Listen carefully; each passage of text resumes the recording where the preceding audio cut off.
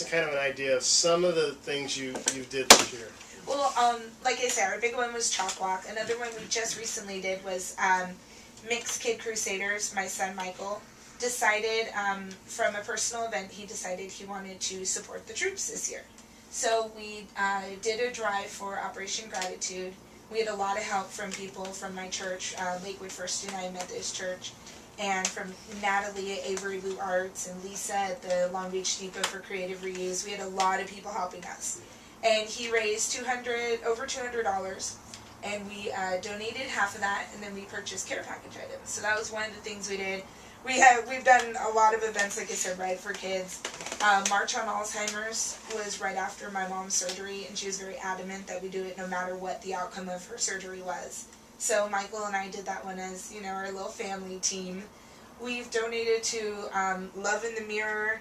We've donated for Relay for Life. We did all of the survivor bags for Relay for Life Long Beach. We did Operation Easter Basket, which is where I first saw you guys too. Chemo Angels, Soldiers Angels. We have 4 adopted soldiers. And Operation Gratitude, like I said, that was our big one. Yeah. And actually I'm going tomorrow and Saturday to help them out again. So it's, we do a lot of different charities, a lot of different events, but all of them seem to be centered around children, like friends like us, Mark and Dolores and Blake and Angie and all of them, they've become really good friends of mine. And I think it's because all of their charities are kind of created because of love, because of their passion for helping other people and helping kids. And so they've become really good friends of mine, and Layers of Love, and there's so many that we've done. And Kids Are Heroes is a big one. Gabe and his daughter started that one to show that kids really can make a difference. So we help out a lot, but we're so passionate about all of them. Do you ever feel like do you ever feel overwhelmed at all? Every single day, yeah. but it just kind of keeps me going. My kids really inspire me. My husband is my biggest supporter. He's amazing. My mom, all of my friends really just motivate me and kind of push me to keep going. And every single day, I feel overwhelmed by everything we take on, but it's rewarding. Yeah. One that's most interesting to me was the Inspired Grace. And I know you touched on it a bit, and I know it started with your mom. Tell us what you're doing now, kind of specifically with that one, and how you're expanding that, and where you're going with it. Well, the main thing right now is we're just, trying to get the word out, Twitter, Facebook, everything like that. We donated, as part of my son's Operation Gratitude Drive, we donated 63 holiday cards. We're sending some to our adopted soldiers, including Sasha, who's going to be listening in later. She's deployed right now.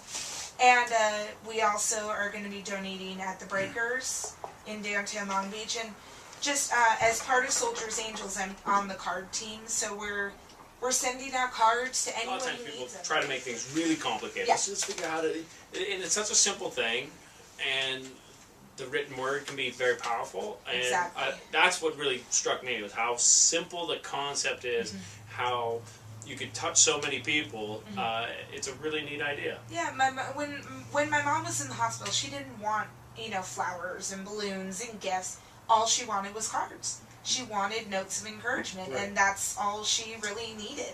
And it just kind of grew from there. And there's going to be tons more people, and we're hoping to grow it. And we're sending out as many as we can right now. What would you say to? Well, before you go there, so how can people who are listening or in the room now, how could they participate in that or in other types of it? Well, that's just what I was going to say. Okay. You were trying to horn in on my question. Well, if you go to the website, it's inspiredgrace.org.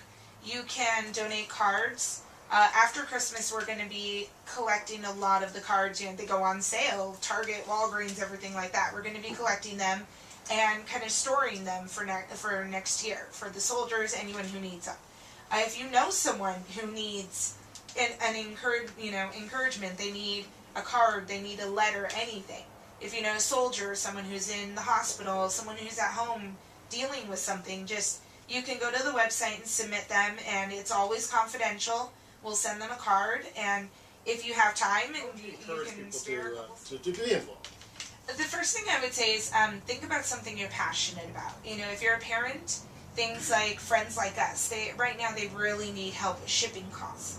So they're friendslikeus.org, and they just really need donations for that.